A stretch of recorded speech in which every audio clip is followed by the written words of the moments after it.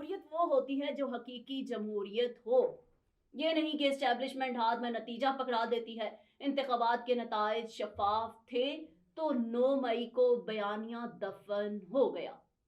ناظرین، آپ دیکھ رہے ہیں پروگرام نئی بات نادیہ راجپوت کے ساتھ، تو چلیے بڑھتے ہیں آج کے اس پروگرام کی جانب۔ شہباز شریف نے مجھے صبح کہا تھا کہ آپ کے بغیر مجلس مکمل نہیں ہو رہی۔ میں نے شہباز شریف کو انکار کیا کہ میری اس مجلس میں جگہ نہیں ہے۔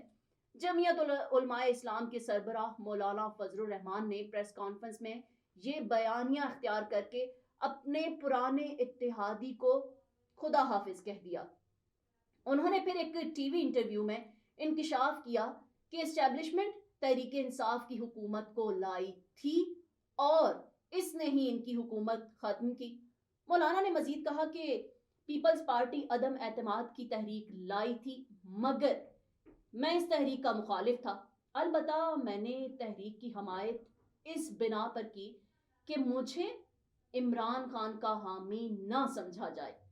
مولانا فضل الرحمان نے انتخابی نتائج مسترد کرتے ہوئے میاں نواز شریف کو دعوت دی کہ وہ بھی ان کے ساتھ حزب اختلاف کا حصہ بن جائیں، اور اعلان کیا کہ وہ اور ان کے ساتھی میاں شہباز شریف کو ووٹ نہیں دیں گے۔ مولانا فضل الرحمان نے کہا کہ موجودہ انتخابات نے 2018 کے انتخابات میں ہونے والی دھاندلیوں کا ریکارڈ توڑ دیا ہے۔ مولانا نے اس عزم کا اظہار کیا کہ اب فیصلے پارلیمنٹ میں نہیں میدانوں میں ہوں گے، اور مولانا فضل الرحمان کا یہ بیانیہ ماضی کے بیانیے سے مختلف ہے۔ وہ تحریک انصاف سے اشتراک کے لیے قدم بڑھا رہے ہیں، اور مولانا فضل الرحمان کے والد مولانا مفتی محمود 70 کی دہائی میں ذوالفقار علی بھٹو کے خلاف 9 جماعتیں اتحاد PNA کے سربراہ تھے۔ 1970 میں مولانا مفتی محمود کی قیادت میں PNA نے انتخابات میں دھاندلی کے خلاف زبردست مہم چلائی، اور 5 جولائی 1977 کو جب PNA اور وزیر اعظم بھٹو معاہدہ پر متفق ہوئے تو اسی رات گئے جنرل ضیاء الحق نے مارشل لا نافذ کر دیا۔ بھٹو دور میں مولانا مفتی محمود نیشنل عوامی پارٹی کے ساتھ اتحاد کر کے صوبہ سرحد کے وزیر اعلیٰ بنے تھے، جبکہ بلوچستان میں سردار عطا اللہ مینگل وزیر اعظم بنے۔ مگر جب بھٹو دور میں بلوچستان حکومت کو برطرف کیا گیا تو مولانا مفتی محمود نے بھی احتجاجاً استعفیٰ دے دیا تھا۔ اس وقت جمعیت علماء اسلام میں کئی سینئر علماء موجود تھے جن کی قیادت مولانا سمیع الحق کر رہے تھے۔ یہ گروپ جنرل ضیاء الحق کی حمایت کر رہا تھا۔ یوں مولانا فضل الرحمان کو اپنے سینئر علماء کرام کے خلاف جدوجہد کرنا پڑی تو وہ MRD میں شامل ہو گئے۔ 80 کی دہائی ان کی اسیری کا دور تھا۔ انہوں نے اسیری کا وقت ثابت قدمی سے گزارا۔ 1988 میں پیپلز پارٹی کی اس وقت کی شریک چیئرپرسن بینظیر بھٹو نے انتخابات میں کامیابی کے بعد وزیر اعظم کا منصب سنبھالا، مگر فضل الرحمان نے روشن خیال موقف اپنایا اور محترمہ بینظیر بھٹو کی مخالفت نہیں کی۔ مولانا فضل الرحمان بعد میں اسلامی جمہوری اتحاد کا حصہ ہو گئے تھے۔ یوں 90 کی دہائی کے آغاز پر میاں محمد نواز شریف کی قیادت میں قائم ہونے والی حکومت کا وہ حصہ بن گئے۔ وہ مسلم لیگ اور پیپلز پارٹی کی حکومتوں میں کبھی قومی اسمبلی کی کشمیر کمیٹی اور کبھی خارجہ امور کی کمیٹی کے سربراہ کی حیثیت سے شامل رہے۔ جب پیپلز پارٹی کے وزیر داخلہ میجر جنرل ریٹائرڈ نصیر اللہ بابر نے ملک کے مختلف مدرسوں کے نوجوانوں پر مشتمل طالبان فورس تیار کی اور طالبان نے کابل پر حکومت قائم کی تو طالبان کی قیادت میں مولانا فضل الرحمان کے شاگرد شامل تھے۔ امریکہ میں 9/11 کی دہشت گردی کے بعد جب امریکہ اور اتحادی افواج نے افغانستان پر حملہ کیا اور حامد کرزئی کی حکومت قائم کی تو مولانا فضل الرحمان نے مذہبی جماعتوں کا اتحاد قائم کر کے افغانستان میں امریکی مداخلت کے خلاف زبردست احتجاجی مظاہرے منظم کیے۔ مولانا فضل الرحمان نے 2002 کے انتخابات سے پہلے تمام فرقوں کی مذہبی جماعتوں کو ملا کر متحدہ مجلس عمل قائم کی اور انتخابات کے بعد صوبہ سرحد میں MMA کی حکومت قائم کی۔ مولانا فضل الرحمان نے اس وقت کوشش کی تھی کہ پیپلز پارٹی کی حمایت حاصل کر کے وہ وزیر اعظم منتخب ہو سکتے تھے، مگر بینظیر بھٹو نے ان کی حمایت نہیں کی، جس کے بعد مولانا فضل الرحمان اس وقت کی قومی اسمبلی میں قائد حزب اختلاف بن گئے۔ مولانا فضل الرحمان کی قیادت نے ایک معاہدے کے تحت صدر پرویز مشرف پر قومی اسمبلی میں اعتماد کا اظہار کیا تھا۔ اس معاہدے کے تحت صدر پرویز مشرف کو کچھ عرصے بعد چیف آف آرمی سٹاف کا عہدہ چھوڑنا پڑا۔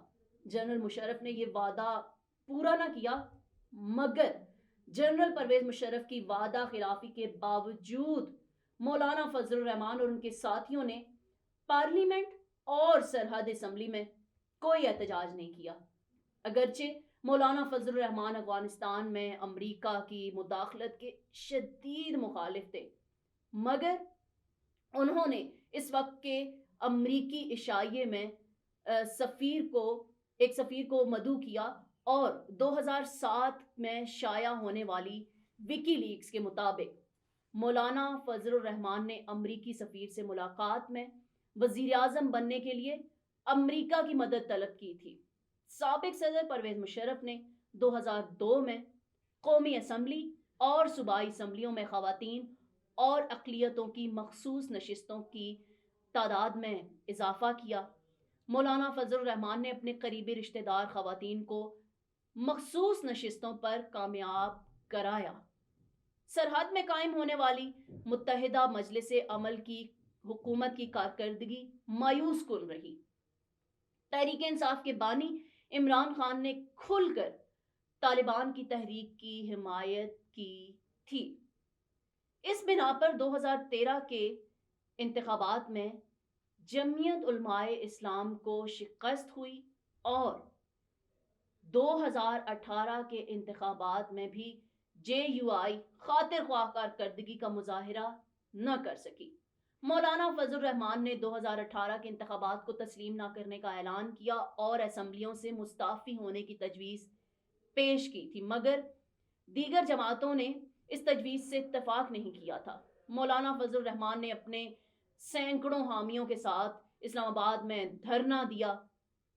ان کا کہنا تھا کہ عمران خان کے استعفے کے بغیر واپس نہیں جائیں گے، مگر پھر کچھ عرصے بعد مولانا فضل الرحمان نے دھرنا ختم کرنے کا فیصلہ کیا۔ مولانا کا کہنا تھا کہ انہیں تحریک انصاف کی حکومت کے خاتمے کی یقین دہانی کرائی گئی ہے۔ بعد ازاں مولانا فضل الرحمان کی قیادت میں PDM کا اتحاد قائم ہوا۔ پیپلز پارٹی نے کچھ عرصے بعد مختلف جماعتوں کے اس اتحاد سے علیحدگی اختیار کر لی، مگر مولانا فضل الرحمان نے تحریک انصاف کی حکومت کے خلاف تحریک کے عدم اعتماد میں بھرپور حصہ لیا اور PDM کی حکومت سے بھرپور فائدہ اٹھایا۔ مولانا نے اپنے قریبی عزیز کو صوبہ خیبر پختونخوا کا گورنر مقرر کروایا، اپنے بیٹے اور اس کے علاوہ اپنے بھائی کو وفاق میں اہم وزارتیں دیں۔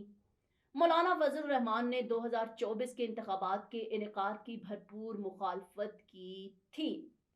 وہ چند ماہ قبل کابل گئے۔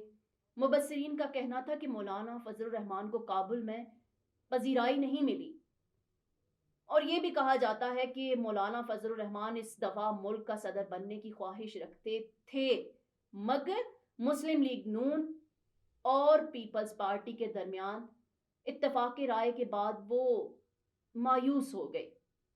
شاید یہی وجہ ہے کہ وہ جس شخص کو بھی یہودیوں کا ایجنٹ قرار دیتے تھے اس کی جماعت سے تعلقات قائم کرنے پر تیار ہو گئے ہیں۔